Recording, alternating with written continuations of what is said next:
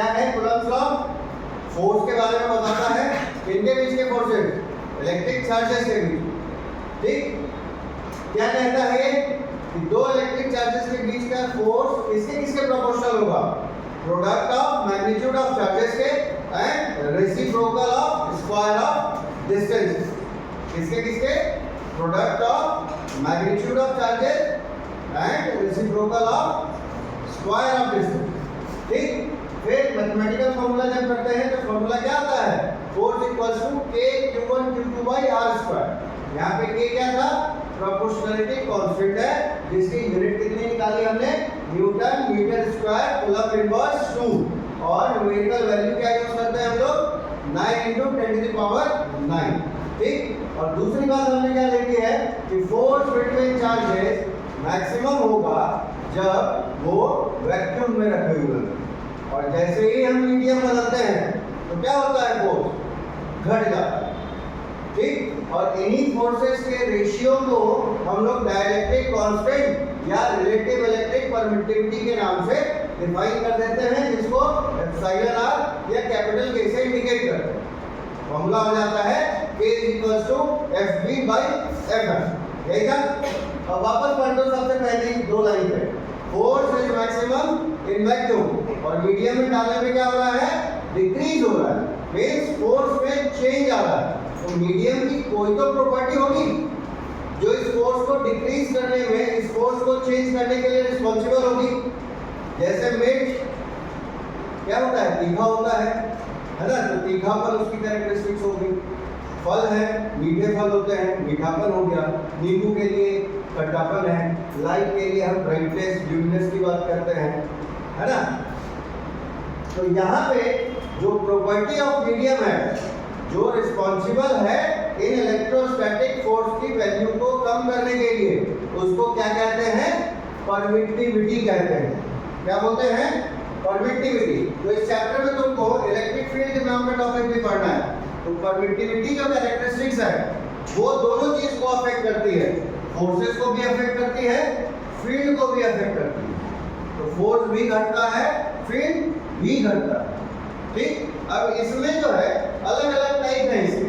एक को हम कहते हैं रिलेटिव, एक को हम कहते हैं एब्सोल्यूट। ठीक है, रिलेटिव जो होगा, मतलब रिलेटिव परमिटिविटी जो होगी, वो सिर्फ किसी मीडियम की ही डिफाइन होती है। ठीक है, लेकिन एब्सोल्यूट में दो है। हम वैक्यूम का भी एब्सोल्यूट परमिटिविटी डिफाइन करेंगे, और हम किसी मीडियम का भी एब्सोल्यूट परमिटिविटी डिफाइन कर सकते हैं। ठीक, तो रिलेटिव परमिटिविटी क्या होता है वो हम यहाँ पे देख चुके हैं। रेशियो ऑफ फोर्सेस,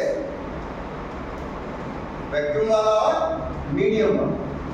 ठीक है, अब यहाँ पे ध्यान दो कि चूंकि ये रेशियो ऑफ फोर्सेस है, सेम क्वांटिटी का रेशियो है, दोनों फोर्स है न्यूमरेटर में भी और डिनोमिनेटर में भी, तो यूनिटलेस क्वांटिटी होगी।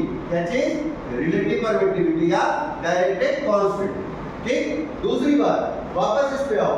क्योंकि फोर्स इन मीडियम डिक्रीज होता है, मतलब कम होता है, तो जो फॉर्मूला है एप्सिलॉन r = FV/Fm, उसमें जो डिनोमिनेटर है वो क्या है? कम है न्यूमरेटर से। तो ओवरऑल रेशियो कैसा आना चाहिए? ग्रेटर देन 1 आना चाहिए। मींस रिलेटिव परमिटिविटी या डाइलेक्ट्रिक कांस्टेंट किसी भी मीडियम का क्या वैल्यू का होगा? ग्रेटर देन 1 वैल्यू का। ठीक है, इसमें तो दिक्कत।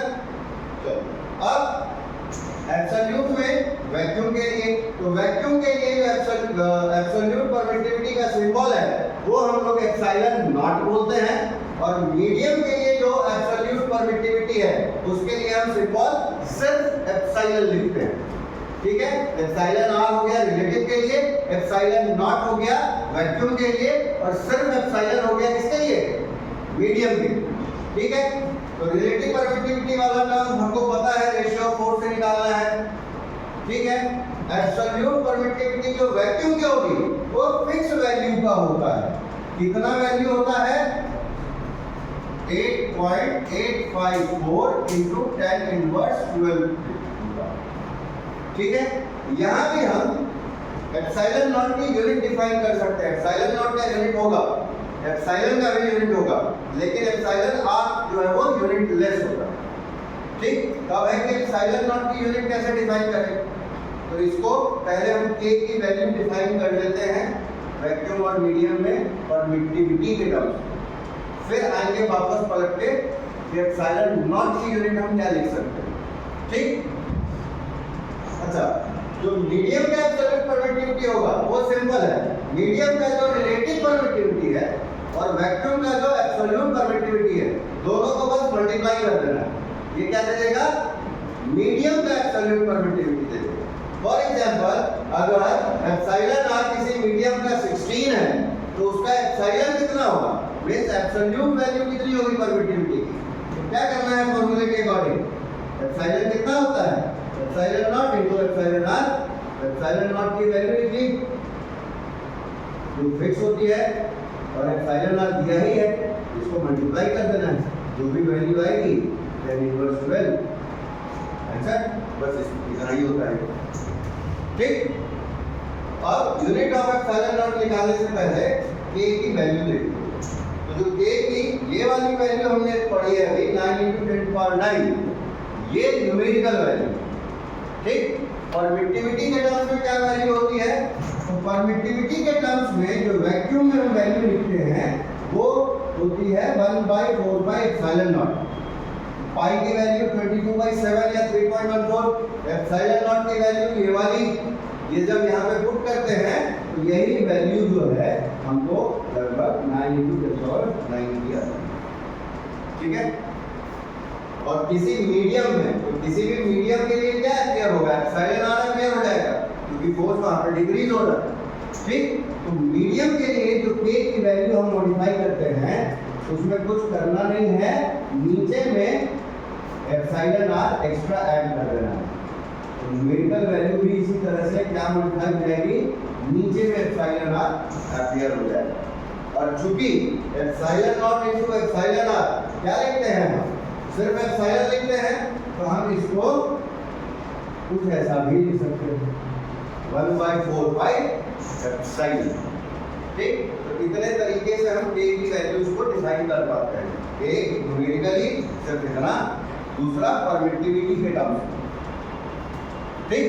तो अब अगर इस k की वैल्यू के अकॉर्डिंग हम कूलम्ब फोर्स की वैल्यू लिखना चाहें, फॉर्मूला लिखना चाहें, तो क्या लिख सकते हैं, नॉर्मल फॉर्मूला तो है k q1 q2/r², है ना। तो यहाँ पे क्या लिख सकते हैं फॉर्मूला, देखो जरा, एक तो न्यूमेरिकल वाली हो गई कितनी 9 × 10⁹ एंड q1 q2/r², या k की वैल्यू ये वाली रख दें तो क्या हो जाएगा 1/4 epsilon naught q1 q2/r²।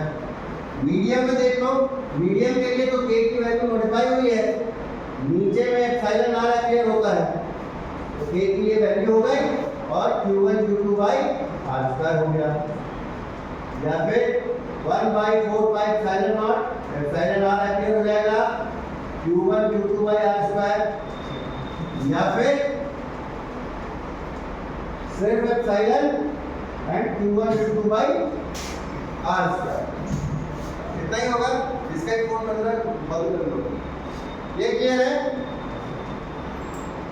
Books में इसी तरह से लिखा हुआ रहता है, वो 1/4 एप्सिलॉन नॉट पूरा यूज करके लिखेगा, क्योंकि ज्यादा डेटा है इसलिए पढ़ने में अजीब लगता है, तो अजीब कुछ नहीं है, तुमको याद नहीं है इसलिए अजीब लगता है, तो अब याद रखना तो बुक पढ़ने में आसानी रहेगी, ठीक है। इसमें कोई दिक्कत, अब वापस पढ़ लो एप्सिलॉन नॉट की कहानी में, इसकी यूनिट हमको डिफाइन करनी थी ना, तो हम कौन सा फॉर्मूला पकड़े हैं, ये वाला, इसको और ये वाला,